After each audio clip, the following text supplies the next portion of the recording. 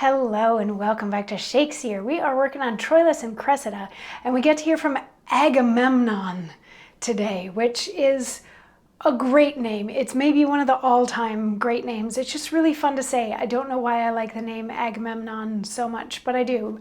Agamemnon. We get to hear from Agamemnon today in Act 1, Scene 3.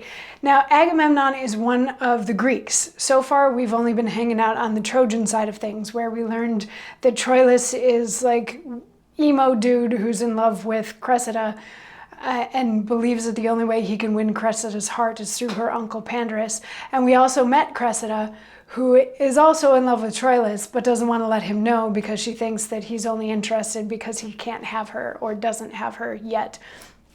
And then we saw a whole bunch of people coming back from the war and blah, blah, blah. And there was a rumor in the first scene that Paris had been injured by Menelaus, but Paris looked fine when he was coming back from battle yesterday, and all of that sort of fun stuff. Blah, blah, blah, blah, blah.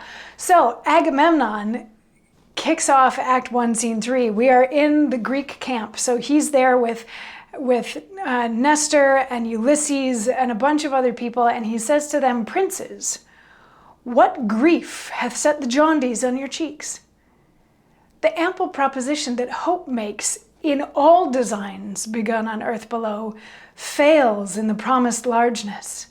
Checks and disasters grow in the veins of actions highest reared, as knots by the conflux of meeting sap infect the sound pine and diverts his grain tortive and errant from his course of growth.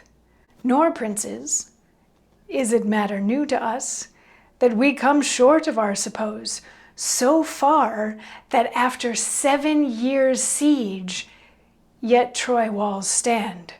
Sith every action that hath gone before, whereof we have record, trial did draw, bias and thwart, not answering the aim, and that unbodied figure of the thought that gave it surmised shape. Why then, you princes, do you, with cheeks abashed, behold our works, and think them shame, which are indeed naught else but the protractive trials of great Jove to find persistive constancy in men, the fineness of which metal is not found in fortune's love?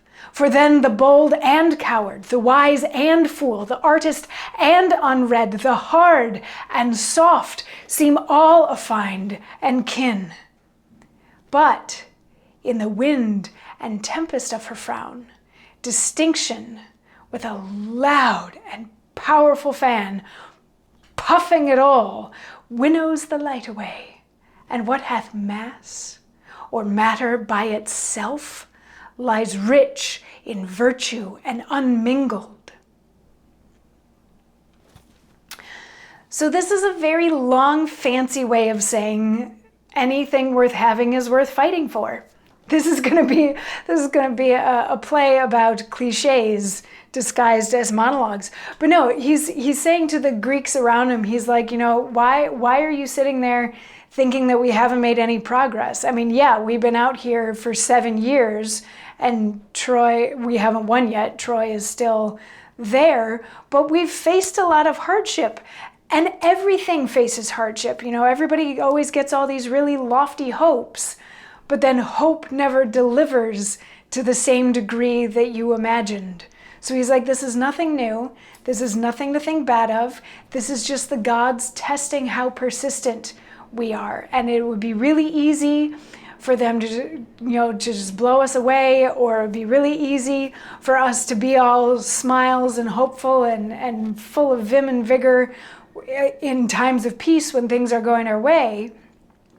But we show our true mettle, we show our true strength by being strong even in the hard times. So there's nothing shameful about the war that we've been fighting so far. This is all stuff to be proud of, and it's showing us that we are, strong and powerful people.